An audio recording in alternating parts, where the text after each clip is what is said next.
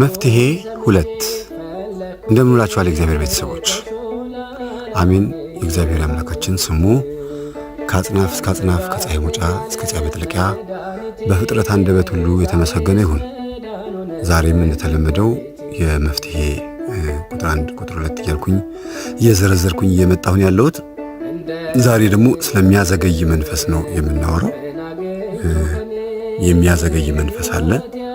ይህ መንፈስ ባህሪው ምን እንደሆነ እነግራችሁና ከዛ ለምን እንደሚያዘገየን ደግሞ እንነጋገራለን። መፍትሄ ሁለት እንደምን ውላችኋል የእግዚአብሔር ቤተሰቦች? አሜን። የእግዚአብሔር አምላካችን ስሙ ከአጽናፍ እስከ አጽናፍ ከፀሐይ መውጫ እስከ ፀሐይ መጥለቂያ በፍጥረት አንደበት ሁሉ የተመሰገነ ይሁን።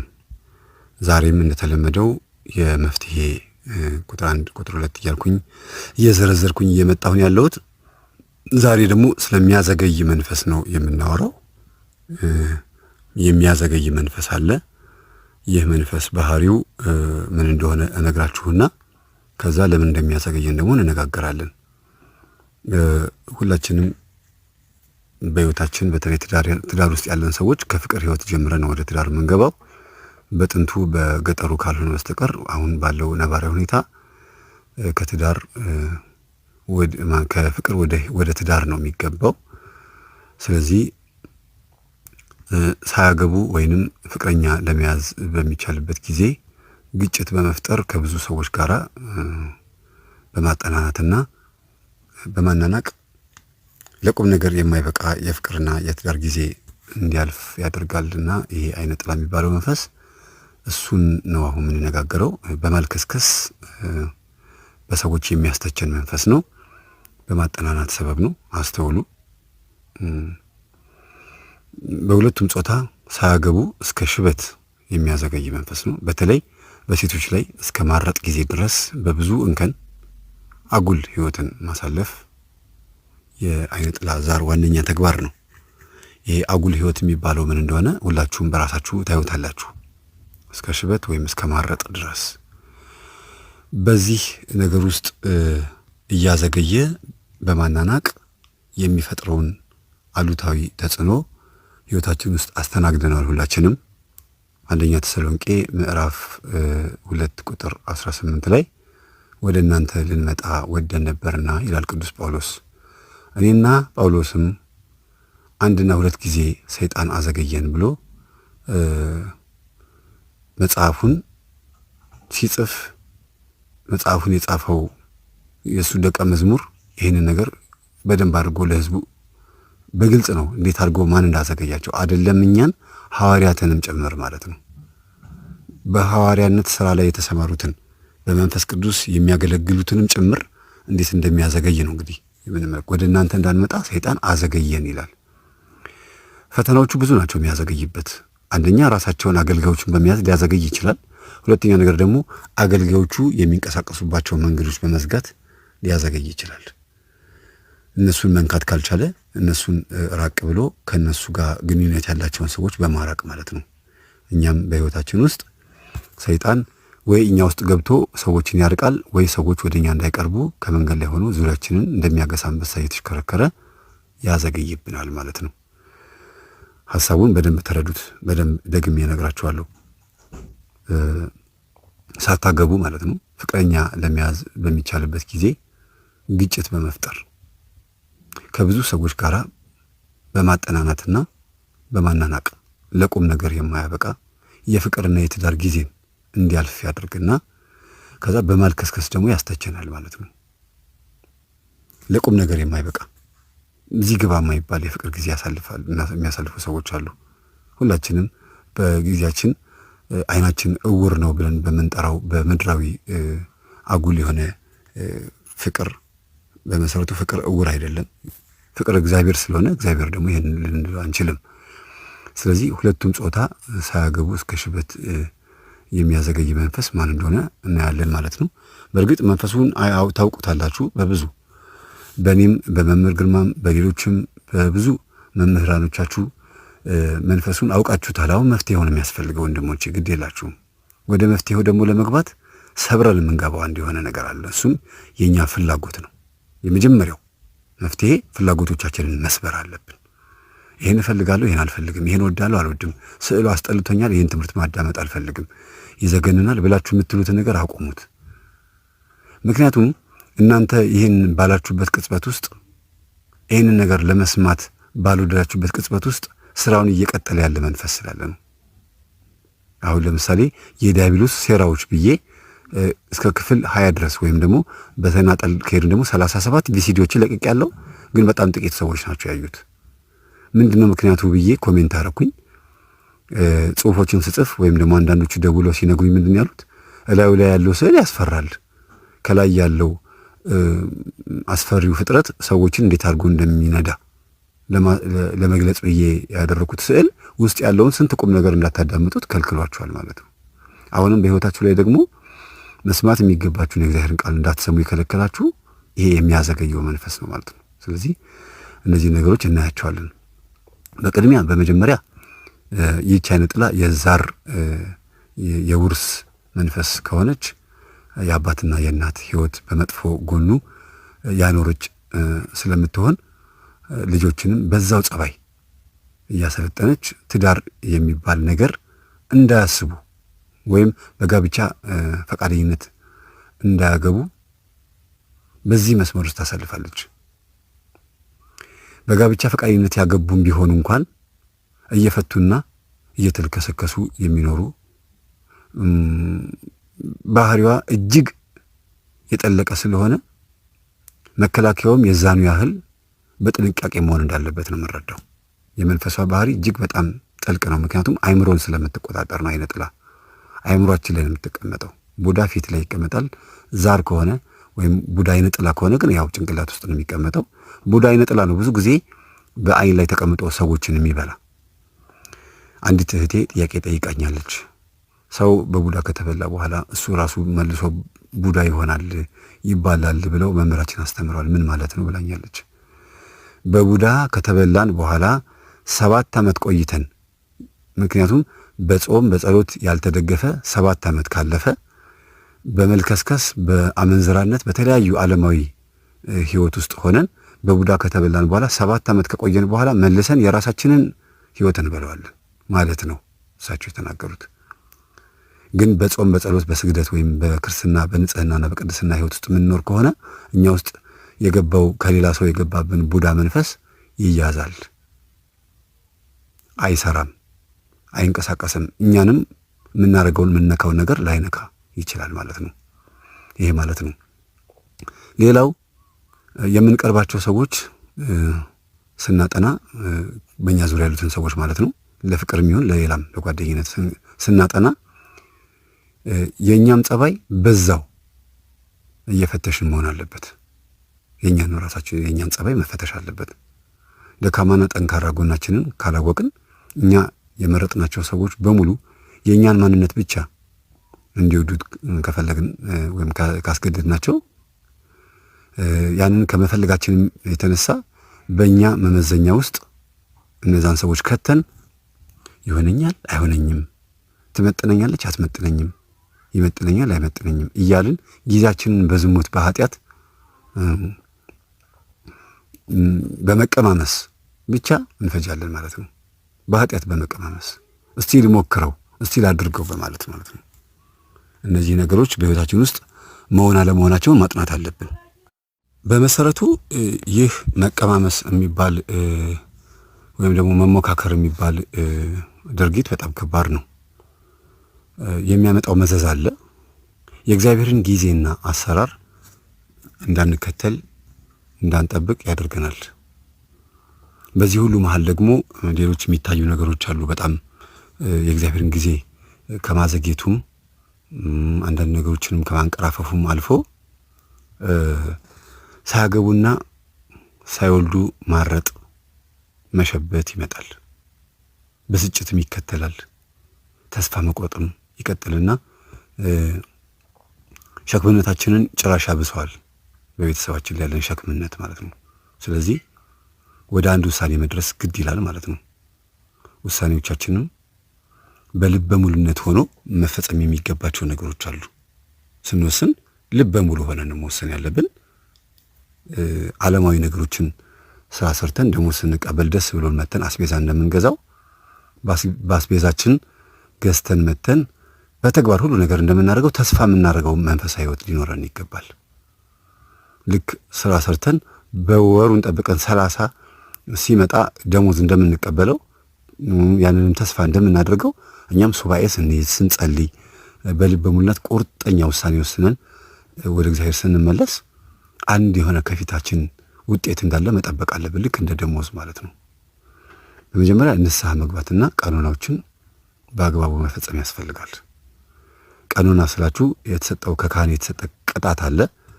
ያ ቅጣት አንዳንድ ጊዜ ይሰጠንና አንዳንዶቻችን በአግባቡ እንጨርሰዋለን። ከጨረስን በኋላ ግን ሳምንት ሳይሞላ ወይም ወር ሳይሞላ መልሰን ያንኑ ኃጢአት እንሰራዋለን። አንዳንዶቻችን ደግሞ ቀኖናውን ራሱ እንኳን መፈጸም የሚያቀተን ሰዎች አለን። መሀል ላይ እናቋርጠዋለን። ስለዚህ ይህንንም ከግምት ውስጥ ካስገባችሁ በኋላ እንደምታደርጉት በስግደት ትጀምሩታላችሁ። ቀኖናውን ረጅም ሰዓት በመስገድ ቀኖናውን መጀመር፣ ጸሎቱንም የካህኑንም ቅጣት ከተቀጣን በኋላ ካህኑ የሰጠንን የኃጢአታችንን ቅጣት ከተቀበልን በኋላ ደግሞ የራሳችንን ቅጣት ደግሞ መቅጣት አለብን። ስጋችንን መግራት አለብን። መገሰጽ መለማመድ አለብን ማለት ነው። ይሄ በዚህ ውስጥ የሚታይ እንደ መፍትሄ የሚታይ የመጀመሪያው ነው። ሌላው ከጾታዊ ንክኪ ነገሮች ለጊዜው በመራቅ ስጋን ማደስ አለብን። ከጾታዊ ንክኪ ነገሮች ማለት ባል ከሚስቱ ጋር፣ ሚስት ከባሏ ጋር ለጊዜው በዚህ ጉዳይ ላይ ማብረድ የሚገባን ፍላጎቶቻችንን መስበር አለብን። ገና ስጀምር እንዳነገርኳችሁ የመጀመሪያው ትልቁ መፍትሄ ፍላጎቶቻችንን በሙሉ መስበር አለብን፣ ማስወገድ አለብን። የኛ ፍላጎቶች ብዙ ጊዜ ጎድተውናልና። ስለዚህ ከጾታዊ ንክኪ መራቅ ማለት ከፍቅረኛሽ ወይም ከሚስትህ ከፍቅረኛ አጠገቤ ማን ያለው ብለህ አስበህ አጠገብ ካለው ነገር ትንሽ ራቅ ብለህ ስጋህን ማደስ ይገባል። በዚህ ጉዳይ ላይ ልትወስኑ የሚገባችሁ ሁለታችሁም ወይም አንተ ብቻ ልትሆን ትችላለህ።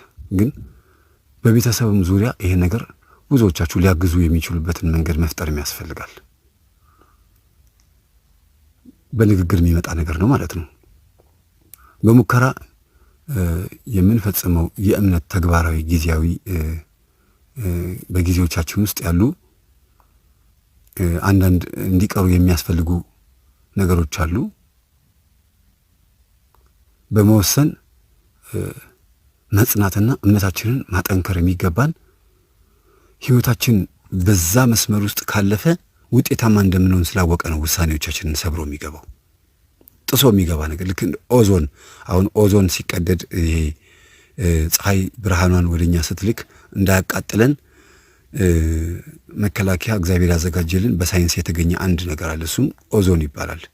በቤተ ክርስቲያናችንም ቋንቋ የሚጠራ መጠሪያ አለው። ያ ኦዞን የምንለው ፀሐይ እንዳታቃጥለን የሚከላከልን ለቆዳችን መጥኖ የሚያቀርብልን ነገር ነው። እኛም ደግሞ በመንፈሳዊ ህይወት ውስጥ ወደ እግዚአብሔር የምናቀርባቸውን ጸሎቶች እግዚአብሔር ጋር በስርዓቱ ሄደው ቀርበው ጸሎቶቻችን ሰምረውልን ውጤት እንዳናገኝ የሚከላከል ኃይል አለ። መጥፎ ኦዞን ማለት ነው። ክፉ ኦዞን፣ መልካም ኦዞን የሚባል ነገር አለ። እሱም ደግሞ በእግዚአብሔርና በእኛ መካከል ያለው የንስሐ ድልድይ ነው። እግዚአብሔር እኛን እንዳያጠፋን ቁጣውን የሚያበርድ መልካም መንፈሳዊ ኦዞን ንስሐ ነው፣ ማብረጃው ማለት ነው። ክፉ ኦዞን ደግሞ አለ፣ በእግዚአብሔርና በእኛ መካከል የሚከላከል ጸሎታችን እንዳያርግ፣ እግዚአብሔርም ደግሞ ወደኛ መልስ እንዳያመጣ፣ መላእክቶች በእኛና በመላእክቶች መካከል ስራ እንዳይሰሩ፣ መናፍስቶች እኛ ጋር ሲቀርቡ ኃጢአት ሲያሰሩን ጠባቂ መላእክቶቻችን ከኛ ገሸሽ እንዲሉ፣ በዛ ላይ ደግሞ ወደን ፈቅደን ኃጢአት እንድንሰራ ይፈልጋሉ። አሁን ሰይጣኖች መገለጽ አቅቷቸው መስሏችሁ ነው? ፊት ለፊት ተገልጠው ቢመጡ አስቀያሚ አስፈሪ ስለሆኑ ስለማንቀበላቸው እኮ ነው ተሰውረው በድብቅ ስራ የሚሰሩት። ስለዚህ እኛው ራሳችን እጃችንን በማበላሸት እጃችንን ወደ ብልታችን በመስደድ የምናደርጋቸው ኃጢአቶች፣ እጃችንን ቢላ በመጨበጥ ሰው የምንገላቸው ነገሮች፣ እግራችን ወደ ጠንቋይ ቤት የሚሄድበት መንገድ፣ አላስፈላጊ የሆኑ ንግግሮችን በአንደበታችን እንድንናገር በማድረግ አይኖቻችን መጥፎ እንዲመለከቱ፣ ጆሮቻችን መጥፎ እንዲያዩ፣ አዘውትረን ስጋዊ ነገሮችን እንድንፈጽም፣ ዘማዊ እንድንሆን፣ አመንዝራ እንድንሆን፣ ዘራችንን በከንቱ እንድናፈስ የሚያደርገው በእኛው እጅ እንዲፈጸም ስለሚፈልግ ነው። በገዛ እጃችን ኃጢአትን ከተፈጸመ መላእክቶች ይርቃሉ፣ የእግዚአብሔር ቸርነት ይርቃል። ያን ጊዜ ደግሞ እሱ ያገኘናል ማለት ነው። ስለዚህ በሙከራ የምንፈጽመው የእምነት ተግባራዊ ጊዜዎች እንዲቀሩ በመወሰን መጽናትና እምነታችንን ማጠንከር ግድ ይለናል። ከተቻለና ዝግጁ ከሆነን ስጋው ደሙን አከታትለን ለተወሰኑ ወራት መውሰድ ያስፈልጋል። ከተቻለ ካልተቻለ ማከታተል ማንችልበት ሁኔታ ላይ ከሆነ እንደውም ያለ ነው ለስጋው ደሙ የሚያንደረድረንን መልካም ስነ ምግባር ይዘን በጾም በጸሎት ተወስነን መኖር ግድ ይለናል። ይሄን ካላደረግን ሰብረን አንወጣም። በባዕድ አምልኮ ቤተሰብ ውስጥ ያለንም ከባዕድ አምልኮ ቤተሰብ ውጭም ያለን ከፊልም ከተለያዩ ነገሮች ውስጥም መጥፎ ነገሮችን የተላመድን ሰዎች ካለን ሰብረን መውጣት አለብን። ሌላው የአይነ ጥላ መንፈስ መኖሯን ስለተነቃበት ወይም በውስጣችን መንፈሷ መኖሯ ስለተነቃባት አቅጣጫዋን ቀይራ ልትመጣ ስለምትችል ከነቃችሁ በኋላ የሚመጣውን ጸባይና ምላሽ ማስተዋል ግድ ይለናል ማለት ነው። መንፈሳዊ ንቃታችን ከጀመረበት ሰዓት ጀምሮ ጸባያችንን ማስተዋል አለብን። ለምን ስልቷን ትቀይራለች። ነቅቶብኛል ብላ ስለምታስብ ወይም ነቅታብኛለች ብሎ ስለሚያስብ ወንድ ዛር አይነ ጥላውም ስልቱን ሊቀይር ስለሚችል ማስተዋል፣ ጸባያችንን ማገናዘብ። ከሰው ጋር ስንገናኝ የምንቆጣ የምንነጫነጭ ከሆነ የምናኮርፍ ከሆነ በትንሹም በትልቁም ተበሳጭተን የምንወጣ ከሆነ ግን ከነቃንበት ሰዓት ጀምሮ ደግሞ መናፍስት እንዴት እንደሚሰሩ ካወቅንበት ሰዓት ጀምሮ ጸባያችንን ማስተዋል። ከዛ ደግሞ ሌሎቹ ነገሮችን ደግሞ ስልታዊ በሆነ መንገድ መከተል አለብን። ለምሳሌ በፍቅር ጥያቄ በኩል የማይሳካ ህይወት ከነበረንና ድንገት አሁን ከመንፈሳዊ ህይወታችን በኋላ ከጠነከርን ወይም ከነቃን በኋላ የፍቅር ጥያቄ ከመጣ በጥንቃቄ የፈጣሪ ስጦታ ነው ወይስ አይደለም ብለን የፈጣሪ ስጦታ መሆን አለመሆኑን በሱባኤ ማጣራት ያስፈልጋል። ምክንያቱም ስንፈልገው ያልመጣ ሳንፈልገው ከመጣ የማን ነው ብለን መጠየቅ የግድ የነፍሳችን። በዛ ላይ ሰው ልጅ በጥያቄ የተከበበ ስለሆነ ጥያቄዎችን በመጠየቅ መልስን ደግሞ ከእግዚአብሔር በመጠበቅ መወጠር አለብን ማለት ነው። በተጨማሪም በመጨረሻውም ልናየው የሚገባው ነገር የገዳማዊ ህይወት እንድንኖር የተፈጠርን አስመስሎ በውስጣችን ስለሚስልብን በቤታችን ሆነን የቤታችንን የሞት ግርዶሽ መድፈር ስንችል ሌላው የጸጋ ስጦታና ኃይል በተገቢው መንገድ ይላክልናል ማለት ነው። እኛ መድፈር የሚገባንን መድፈር አለብን። መንቃት ነው መድፈር ያለብን። የቤታችንን የሞት ግርዶሽ መድፈር አለብን። የእናት የአባት ባዕድ አምልኮ ካለ፣ አላስፈላጊ ልቅ ወሲብ ቤታችን ውስጥ ካለ፣ ዝም ብሎ ሴሰኝነት ባህሪ ካለ፣ መጠጥ መጠጣት ካለ፣ የውጭ መጠጦችን ቤት ውስጥ በጠርሙሶች አሽጎርጉረን እንደፈለገን እየጠጣን ናውዘን አይምሯችንን አስክረን ቴሌቪዥን እየተመለከተን እዛው ሶፋ ላይ የምንተኛበትን ህይወት ማስተካከል፣ የግርዶሽ መንገዱን መከፋፈት ያስፈልጋል። ግርዶሽ አድርጎ ያስቀመጠው ነገር እኛ ከፈት እያደረግን ምናልፍበትን ነገር ማዘጋጀት፣ ሌላ ሁሉ እንዲጨመርልን ማለት ነው። እኛ ይህንን ከከፋፈትን እግዚአብሔር ቀስ ብሎ ሱባኤያችንን የሚቀበልበትን መንገድ ብቻ ሳይሆን በሱባኤያችን በኩል ያገኘነውን ውጤት በገሃድ በሰው ፊት በረከቱን ጸጋውን ያድለናል። በሱባኤ መጠየቅን መለማመድ የግድ አለብን። ያ ከቤት ነው የሚጀምረው። ሱባኤ ሲባል ገዳም ነው ትዝ የሚለን አይደል? ብዙዎቻችን ገዳም ሄደን ሱባኤ የምንይዘው በጣም አሳሳቢ ጉዳይ ሲያጋጥመንና መንፈሳችን አልረጋጋ ሲለን ጭንቀት ሲይዘን፣ እሱም ደግሞ ጉዳዮችን አስተካክለን የቤት የልጆችን ጉዳይ የሥራ ጉዳይ አስተካክለን ስንሄድ ነው። አሁን ግን ስራ ቦታም እየሄድን ቤታችንም ሆነን የቤትም ቤትም ከሆነን ሱባኤ እንዴት እንደሚገባ ባለፈው አስተምሬያችኋለሁ። ወደ 20 ቪሲዲ ወደ ኋላ ሄዳችሁ ታገኙታላችሁ። አሁን በህይወታችን ውስጥ የመጣብንን ነገር ለማስወገድ መጀመሪያ ቤታችን ውስጥ የተሰገሰጉትን መናፍስቶች ማባረር አለብን። በጸሎት እየተጋን ስንመጣ በየቦታው ላይ በየመቀመጫው ላይ በየሁሉም ቦታ ላይ መናፍስት እንዴት አድርገው ወጥመድ እንዳዘጋጁ እናውቃለን። ከሰዎች ጋር ተከትሎ የመጡ መናፍስቶች አሉ። ብዙ ጊዜ ይሄን ነገር ስንነጋገር አዲስ ነገር ሊመስላችሁ ይችላል፣ ወይም ያልተለመደ ተረት ተረት ሊመስላችሁ ይችላል። ግን ወደ መስመሩ ወደ ትራኩ ወደ ዋናው 100 ሜትር ሩጫ ስትገቡ የበለጠ ሩጫችሁን እንድትጨምሩና 10,000 ሜትር እንድትሮጡ የሚያደርግ ነገር አለ። እናንተ ለአጭር የጀመራችሁት ለረጅም ጊዜ በረከት የሚሆን ህይወታችሁን የሚያድስ ነገር ነው የምታገኙት። ስለዚህ በሱባኤ መጠየቅን መለማመድ አለብን። ጸበሉና ቅባ ቅዱሱንም ኃይል የሚሆኑ ነገሮችን በሙሉ መለማመድ አለብን። ኃይል የሚኖረውን ነገር በሙሉ ወደ ህይወታችን ማስገባት አለብን ማለት ነው። ጠላታችን መጀመሪያውንም የተዋረደ ስለሆነ በእኛ ላይ ያለው የስልጣን ዘመን የሚቆይለት እኛ እስከተኛንለት ጊዜ ድረስ ብቻ ነው። ግን ከነቃንና በመንፈስ ቅዱስ ኃይል ታግዘን ውርደቱን እንዲሰማ በጸሎት ከጮህንበት በእውነት ነው የምላችሁ ሽባነቱን በእኛው በራሳችን ላይ እናይበታለን። እግዚአብሔርም ደግሞ በዚህ ጉዳይ ላይ እንዲህ ብሎናል እኮ ሽባ እንደሚሆን በመጽሐፍ ቅዱስ ውስጥ ተናግሯል። ከበረታን ሽባ ይሆናል። ትንቢተ ሕዝቅኤል ምዕራፍ 28 ከቁጥር 17 ጀምሮ እናንተ ከቁጥር 16ም ጀምራችሁ ማየት ትችላላችሁ። ሰፋ አድርጋችሁ አንብቡት። እኔ ግን ለእናንተ የምጠቅመው ብቻ ልንገራችሁ። በውበትህ ምክንያት ልብህ ኮርቷል ይላል። ይሄ ዲያብሎስ መጀመሪያ የተፈጠረበትን አፈጣጠሩን ሲናገር ነው። ውበት ነበረው። ከመላእክት ሁሉ ከፍ ብሎ ነበር የተፈጠረው። የሚያንጸባርቅ የሚያብረቀርቅ ግርማ ሞገስ የነበረው ፍጥረት ነበረ ዲያብሎስ ሳጥናኤል በነበረበት ዘመን። በውበትህ ምክንያት ልብህ ኮርቷል፣ ከክብርህ የተነሳ ጥበብህን ረስተሃል።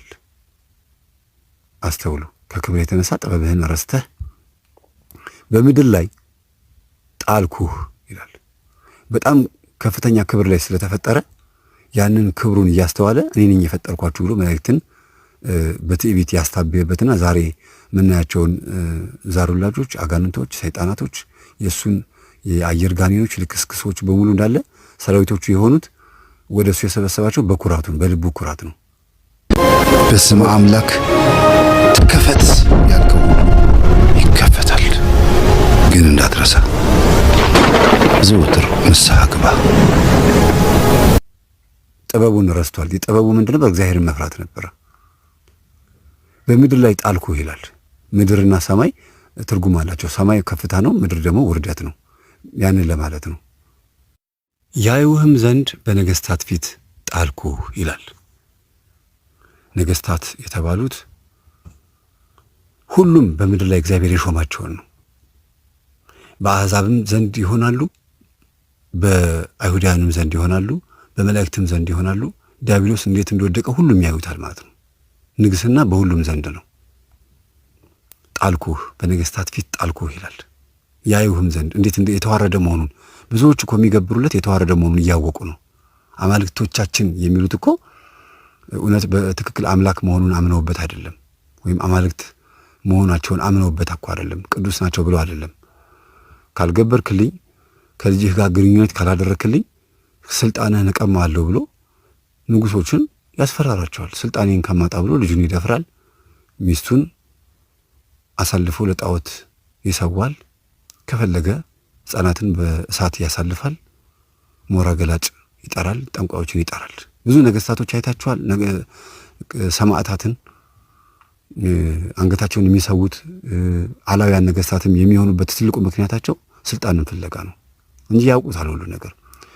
በሰማዕታት ላይ የሚፈጸሙትን ተአምራት እንኳን እያዩ እግዚአብሔርን ማመን ተስኗቸዋል። ምክንያቱም ዲያብሎስ በውስጣቸው ሆኖ ምን እንደሚያደርጋቸው ስለሚያውቁ ነው። ዛሬ አዳልሞቴ ወይም ደግሞ የአመቺሳ መንፈስ በማስታቀፍ የተሰጠ መንፈስ ምን ይላል? የኔ ናቸው ልጆቹ፣ አስታቅፋችሁኛል፣ በእኔ ቁጥጥር ውስጥ ነው ያሉት፣ ከኔ ቁጥጥር ይወጣሉ ብላችሁ የምታስቡ ከሆነ እጨርሳችኋለሁ፣ እገላችኋለሁ ይላል። አባት አይኑ እያየ ልጆቹን ይቀብራል። ከመስመር እወጣለሁ ካለ ለዚህ ነው ከባዕድ አምልኮ መውጣት የማይፈልጉት። የመገበሪያ ስንዴ ለቤተ ክርስቲያን ባመጡበት እጃቸው መልሰው ደግሞ እንደገና ያንን የመገበሪያ ስንዴ ወይም ለስጋው ደግሞ ተብሎ የተዘጋጀን ስንዴ ከእርሻቸው ላይ ቆርሶ አምጥተው ለቤተ ክርስቲያን ይሰጣሉ፣ ለደብተራ ለጠንቋይ ይሰጣሉ። ፍርሃት ማለት ነው። ልጆቼ እንዳይጨርስብኝ ብለው ፈርተው፣ ግን የወደቀ መንፈስ መሆኑን አላወቁም። ቃሉ ግን እንዲህ ነው የሚለው፣ ያዩህም ዘንድ በነገስታት ፊት ጣልኩህ። የወደቀ መልአክ መሆኑን እናውቃለን እኮ። ከዛ ቀጥሎ እንዲህ ይላል፣ በበደልህ ብዛት በንግድህም ኃጢአት መቅደስህን አረከስክ ይላል። በበደልህ ብዛት ከወደቀም በኋላ በትቢቱ ማለት ነው። በደሉ ትቢት ነው። እግዚአብሔር ለታቢው አለ ከስልጣን የወረደው ትቢት ነው በበደልህ ብዛት የሚለው። በንግድህም ኃጢአት ማለት ህዝቡን የቃየል ዘሮችን በሙሉ እንዴት አድርጎ በኃጢአት ስጋቸው ላይ እንዴት እንደነገደባቸው ወይም ደግሞ እንዴት አድርጎ ህዝቡን በሞት እንደጨረሰ የሚያሳይ ነው። በንግድህም ብዛት የኃጢአት ንግድ ነው። በንግድህም ኃጢአት መቅደስህን አረከስክ ይላል። መቅደስ የተባለው መላእክት የእግዚአብሔር ማደሪያዎች ነበሩ። ስሙ የእግዚአብሔር ማደሪያ ነበረ። ሳጥናኤል አሐዜ መንጦላይት መጋረጃ ከፋች ማለት ነበረ። የእግዚአብሔርን የሥላሴን መጋረጃ የሚከፍት ነበር ስልጣኑ። መቅደስህን ማለት ስሙን ማለቱ ነው። አረከስክ፣ ስሙን አረከሰ። ይሄ የወደቀ መልአክ ነው እኛ ላይ የሚፈታተንን ማለት ነው። ስለዚህ ይላል እሳትን ከውስጥህ አውጥቻለሁ ይላል። አንደኛ የመንፈስ ቅዱስን እሳት ከውስጡ አውጥቶበታል። የተቀበዘበዘ ልክስክስ መንፈስ ሆኗል፣ ጸጋ የተገፈፈ መንፈስ። ሁለተኛ እሳት የተባለ ራሱን በራሱ ድንጋይ ተፋጭቶ እሳት እንደሚያወጣ ሁሉ ሰይጣን ራሱን በራሱ ከውስጡ ትዕቢትን አመንጭቶ በትዕቢት ሰዎች እንዴት እንደጣለ ራሱን ከስልጣን እንዴት እንደወደቀ ማሳያ ነው። ከውስጥህ እሳትን አውጥቻለሁ እርሷም በልታሃለች ይላል። በትዕቢቱ ምክንያት ወደቀ። ያቺ ትዕቢቱ ልክ ድንጋይና ድንጋይ ተጋጭቶ እሳት እንደሚያወጣ ዲያብሎስም ከውስጡ ትዕቢትን አውጥቶ ወደቀ። በወደቀበት ትዕቢቱ አዳምና ሔዋንን ጣላቸው። እንደገና ደግሞ ክርስቶስ መጥቶ ነፃ ወጣን። ተመልከቱ፣ በትህትና ማለት ነው። በትዕቢት ሲጥለን ክርስቶስ ደግሞ በትህትና መጣ። ከዛ እርሷም በልታሃለች አለ። በመስቀል እግር ስር መቀጥቀጡ ነው የሚያሳየው በዓመተ ምሕረት። ያቺ ትዕቢቱ እስከ መስቀል እግር ስር ድረስ እንዲታበይ አድርገዋለች። አሁን ግን ያቺ ትዕቢቱ በግልጽ አትታይም። 5500 ዘመን ሙሉ ሰው ላይ ሲደነፋ ነበረ። አሁን ግን እንዲሁ በግልጽ አትታይም። ተደብቆ በስጋችን ውስጥ ሆኖ አይምሯችንን ተቆጣጥሮ ነው እኛን ትዕቢተኛ አስመስሎ የሚያመጣን እንጂ ፊት ለፊት ታቢው አይታይም። እርስ በርስ እንድንንጠባረር፣ ትከሻችንን እንድንለካካ፣ በጠመንጃ ኃይል በሚሳኤል ኃይል እንድንለካካ፣ ከሀገር ሀገር፣ ከህዝብ ህዝብ፣ ከብሔር ብሔር እንድንጋጭ በትዕቢት የኔ ብሔር ይበልጣል የኔ ብሔር ይበልጣል በመባባል በትዕቢት እንድንወድቅ አድርጎናል። በሚያዩህም ሁሉ ፊት በምድር ላይ አመድ አድርጌሃለሁ ይላል። ተመልከቱ ዛሬ በመቁጠሪያ እንዴት አመድ እንደምናደርገው። በመቁጠሪያ ዲያብሎስ አመድ እየሆነ ነው። መቁጠሪያ እንግዲህ የተናቀ ነው። አስቡት፣ ብዙዎች ጠልተውታል። እንዴት በመቁጠሪያ ይመታል ይላሉ። እኛ ግን መቁጠሪያውን በእጃችን የጨበጠን ሰዎች የምናውቀው እኛ ነን አይደል? እንዴት እንደሚቀጠቀጥ እንዴት እንደተዋረደ የምናውቀው እኛ ነን። የምናየውን ህልም የምናውቀው እኛ ነን። ዲያብሎስ እንዴት እንደተዋረደ እንዲያውም አንዳንዶች እኮ ብቃት ደረጃ ላይ ሁሉ የደረሱ እኮ አሉ። በጣም የሚገርም ነው። በቤታቸው ሆኖ የበቁ ሁሉ አሉ። መግለጽ ስላልፈለኩኝ ነው። እየቀጠቀጡት ያናግሩታል። መንፈሱን ብቻ አይደለም መላእክት ሁሉ ተገልጠው የሚያናግሯቸው ሁሉ አሉ። እኔ አንዳንድ ጊዜ ቅድስናቸውን ማውጣት ስላልፈለኩ ነው። የብዙ ወንድምና እህቶች አሉ መገለጥ የማይገባው ጊዜውን ጠብቆ የሚወጣ ብዙ ገጠመኝ አለ። የሚገርማችሁ ቢገለጥ ህዝቡ ሁሉ ወደ እነሱ ነው የሚጎርፈው።